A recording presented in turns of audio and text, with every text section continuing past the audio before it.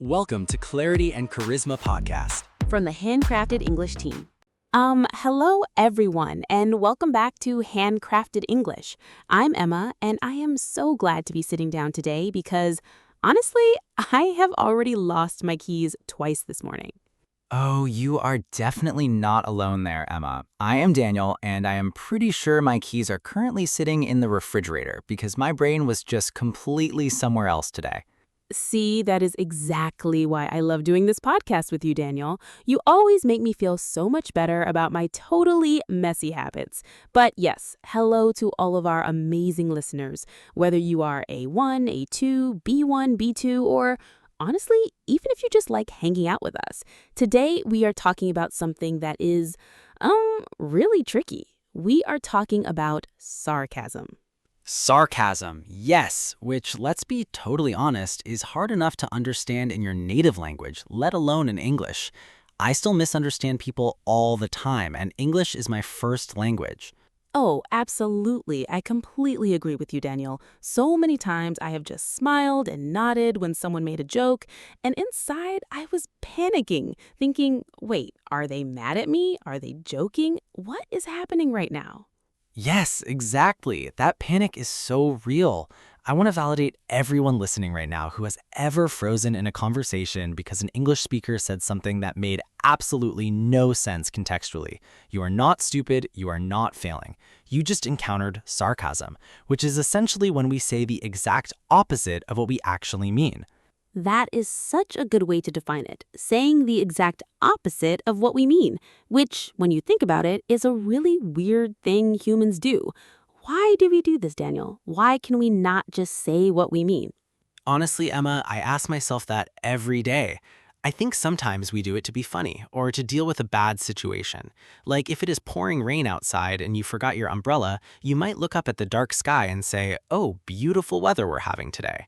Yes, the classic weather sarcasm. That's a really safe one, actually. If you are learning English, the weather is like the training wheels for sarcasm. If it's freezing cold and snowing, and someone says, sure is warm out today, you know they're not crazy, they're just being sarcastic. Totally. But I have to admit, I've used sarcasm really badly before.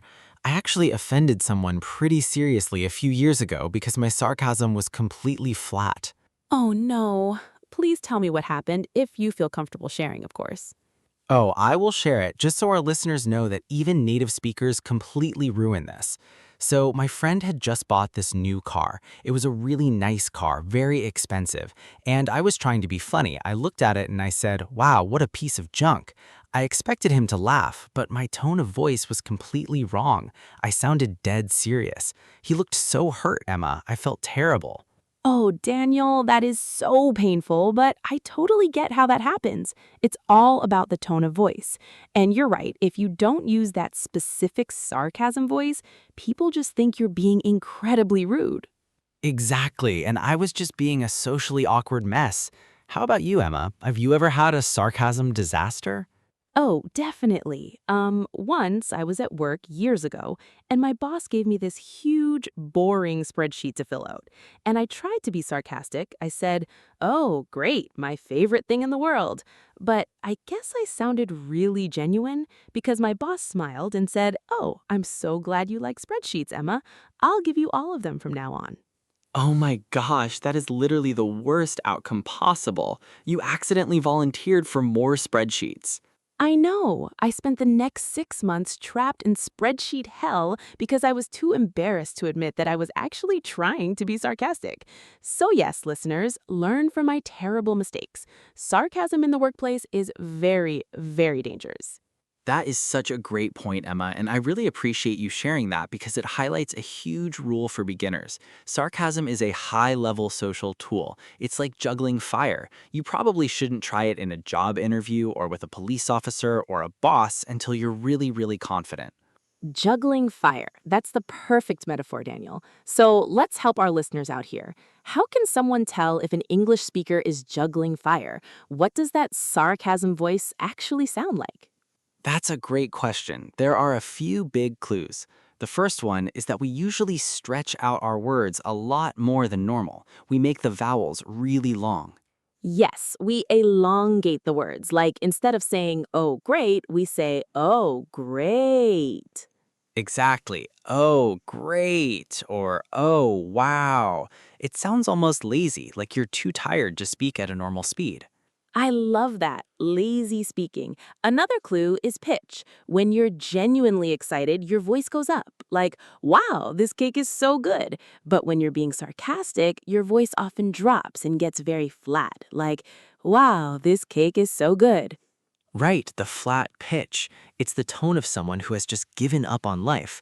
If somebody says, I'm having a wonderful time, and they sound like a robot whose battery is dying, they are being sarcastic. A dying robot. Yes. You always have the best descriptions, Daniel. That makes so much sense. So we have the long vowels, we have the flat, dying robot pitch. What else? Sometimes it's the facial expressions. This is huge. If someone says, I'm so happy to see you, but they're rolling their eyes or they have a completely straight face with no smile at all, that's a massive red flag. Eye rolling is the universal symbol for sarcasm. If you see the eyes roll, whatever comes out of their mouth next is going to be sarcastic. Definitely. So if a listener is in a conversation and they hear the long words, the flat pitch, and they see the eye roll, they can safely assume it's sarcasm. But Emma, what should our listeners do when they realize someone is being sarcastic to them? How do you even respond to that? That's the scariest part, right?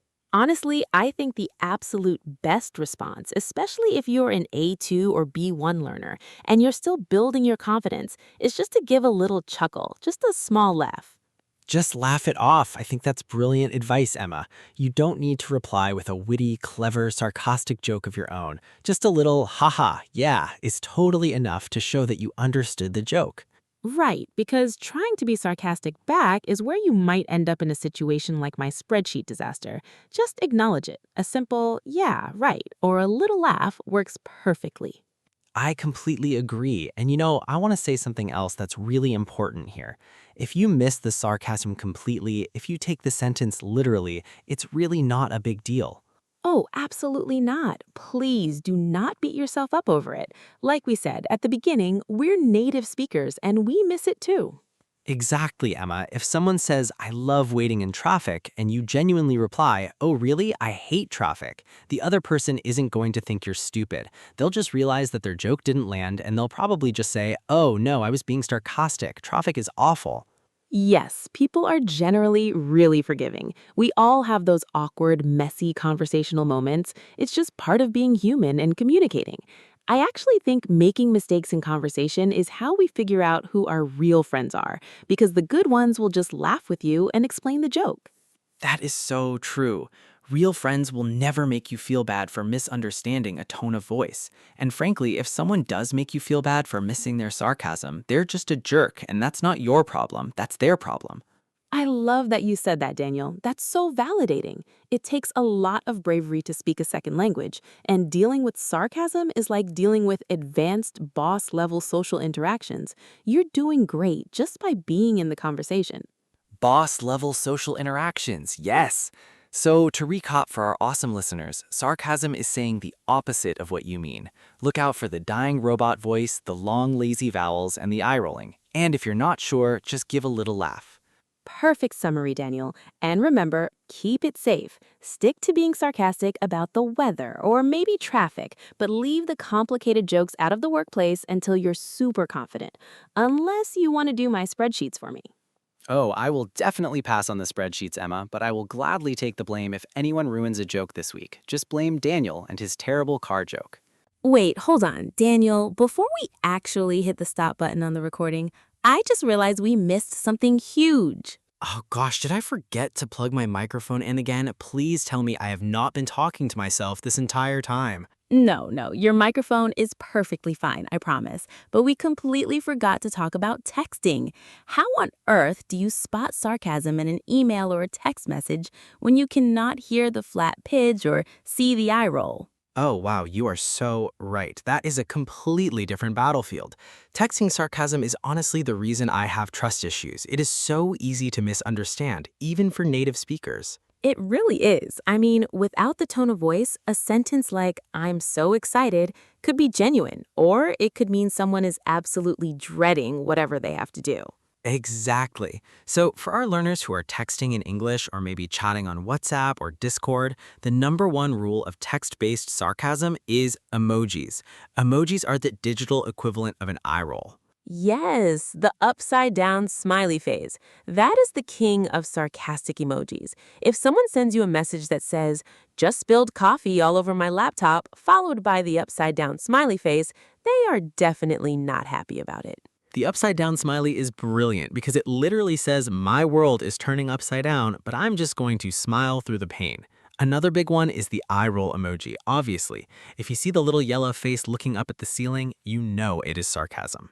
And what about punctuation, Daniel? Because I feel like punctuation changes everything in a text message. Oh, absolutely. If someone is being sarcastic, they might use way too many exclamation points to mock enthusiasm, like, oh, yay, another meeting at 5 p.m. on a Friday! Exclamation, exclamation, exclamation.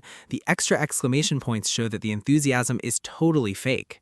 Or the exact opposite. They might use no punctuation at all, just completely flat text like, yay, so fun. The lowercase letters and the simple periods make it sound incredibly deadpan and robotic. Deadpan, that's a great vocabulary word for our listeners. Deadpan just means showing zero emotion. It's like the written version of the dying robot voice we talked about earlier. Exactly. So, just to recap this little bonus section for everyone, when you're texting in English, look out for the upside down smiley face, the eye roll emoji, extremely exaggerated exclamation points, or deadpan lowercase letters with periods. That is a perfect survival guide for digital sarcasm, Emma. And honestly, if you're ever typing a message and you want to be sarcastic, but you're worried the other person won't get the joke, just use /s at the very end of your message. Oh, yes, the tone indicator. That's super helpful on Reddit or Twitter. Typing a slash and an S at the end of your post literally stands for sarcasm. It's like a safety net for your jokes. A literal safety net.